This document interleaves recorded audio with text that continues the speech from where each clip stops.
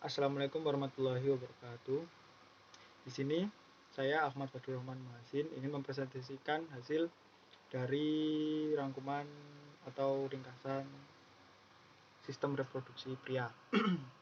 Struktur dan fungsi organ reproduksi pria serta proses yang berlangsung di dalamnya.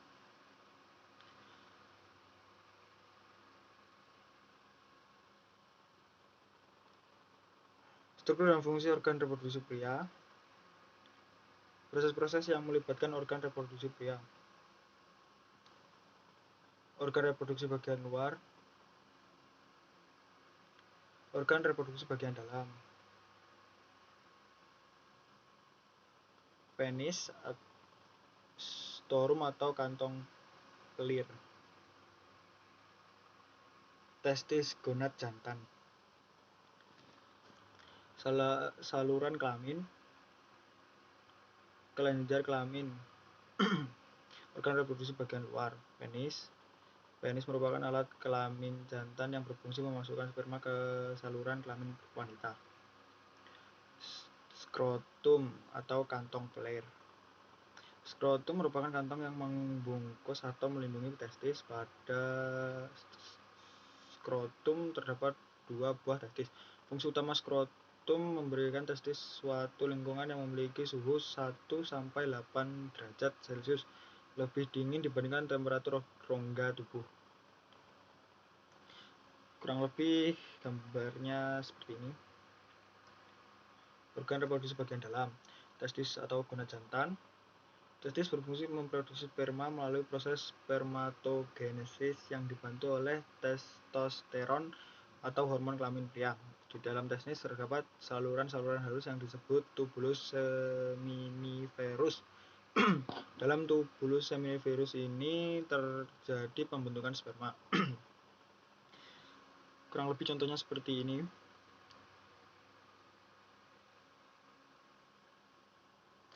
Saluran kelamin. Sperma yang dihasilkan oleh testis akan keluar melalui saluran kelamin yang terdiri atas 1 epididymis. Setiap testis memiliki 1 epididymis. Epididymis merupakan saluran yang keluar dari testis dan tempat menyimpan sperma sementara. 2 Van deferens merupakan saluran lanjutan epididymis. Epididymis adalah saluran lurus yang ujungnya berakhir di dalam kelenjar prostat. Vas deferens memiliki fungsi untuk mengangkut sperma dari epididymis menuju kantong sperma. 3. Saluran ejakulasi merupakan saluran pendek yang menghubungkan kantong semen dengan uretra. 4. Saluran tersebut mampu menyemprotkan sperma hingga masuk ke uretra dan selanjutnya diejakulasikan keluar. Uretra merupakan saluran yang terdapat di dalam penis dan memiliki fungsi mengeluarkan sperma dan urin. Kelenjar kelamin. Selain testis dan saluran kelamin, terdapat juga kelenjar kelamin yang terdiri atas 1 vesicula seminalis. Vesicula seminalis merupakan kantong semen atau mani yang dindingnya menghasilkan cairan lendir yang mengandung fruktosa, asam askorbat, dan asam amino sebagai makanan dan pelindung sperma sebelum membuahi ovum. 2. Kelenjar prostat. Kelenjar prostat menghasilkan cairan biasa berwarna putih susu.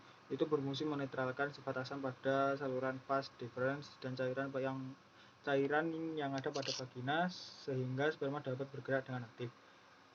3. Kelenjar Cowpery atau bulbouretralis merupakan penghasil cairan pelicin. Proses yang melibatkan organ reproduksi pria. Fungsi utama organ kelamin pria adalah sebagai penghasil sperma, dan sperma mulai dibentuk ketika seorang pria sudah memasuki masa pubertas. Proses pembentukan sperma sendiri disebut dengan spermatogonium yang terjadi di dalam tubulus seminiferus. Lalu, bagaimana terjadinya spermatogenesis? Spermatogenesis melibatkan spermatogonium, sel Sertoli, dan sel Leydig yang ketiganya terdapat di dalam tubulus seminiferus. Dan berikut ini adalah penjelasan dari ketiga sel tersebut. 1. Spermatogonium atau sel induk spermatozoa. yakni adalah penghasil sperma. 2. Sel Sertoli, yakni merupakan pemberi nutrisi spermatozoa. 3. Sel Leydig adalah merupakan penghasil hormon testosteron. Kurang lebih gambarnya seperti ini untuk menjelaskan apa yang ada di atas. Hormon ini berperan dalam pembelahan meiosis untuk membentuk spermatosit sekunder, dan spermatogenesis dipengaruhi oleh beberapa hormon sebagai berikut. 1. LH luteinizing hormone. LH berfungsi sebagai alat untuk merangsang sel Leydig untuk menghasilkan hormon testosteron. 2. FSH atau follicle stimulating hormone. FSH berfungsi sebagai alat untuk merangsang sel Sertoli untuk menghasilkan ABP atau androgen binding protein. ABP berfungsi untuk merangsang spermatogonium untuk memulai spermatogenesis, dan spermatogenesis terjadi dalam 3 tahap, yakni tahap penggandaan, tahap pertumbuhan, dan tahap pematangan. Tahap pematangan, sel primordial mengalami pembelahan mitosis yang berulang-ulang dan akan membentuk spermatogonia atau tunggal spermatogonium. Tahap pertumbuhan, spermatogonium bersifat diploid dan spermatogonia tumbuh dan berkembang membentuk spermatosit primer diploid. Tahap pematangan, spermatosit primer membelah secara meiosis membentuk 2 spermatosit sekunder haploid, dan spermatosit sekunder akan membelah secara meiosis membentuk 4 buah spermatid atau haploid. Untuk setiap spermatid akan menjadi sperma yang disebut dengan spermiasi, dan proses pematangan sperma dipengaruhi oleh hormon testosteron. Dan untuk seorang pria normal biasanya mampu menghasilkan 2040 juta sel sperma dalam setiap mililiter cairan semen.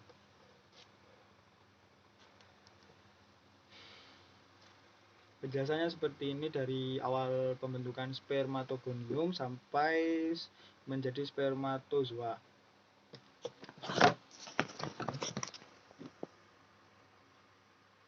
Lanjut.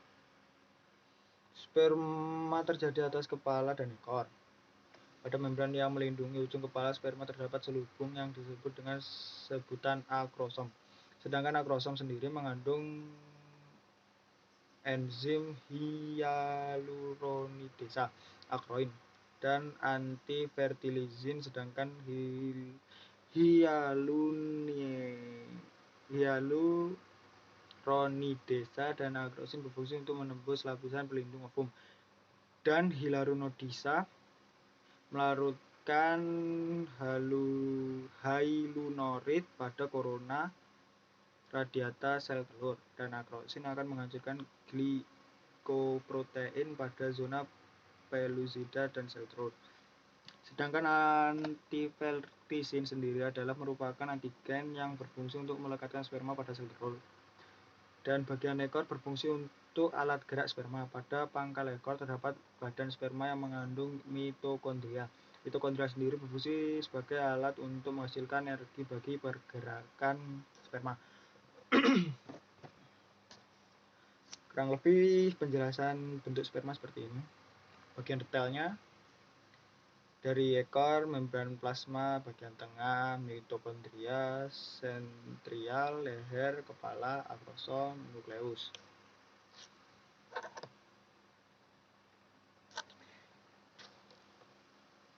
Sekian, kurang lebihnya saya mohon maaf. Assalamualaikum warahmatullahi wabarakatuh.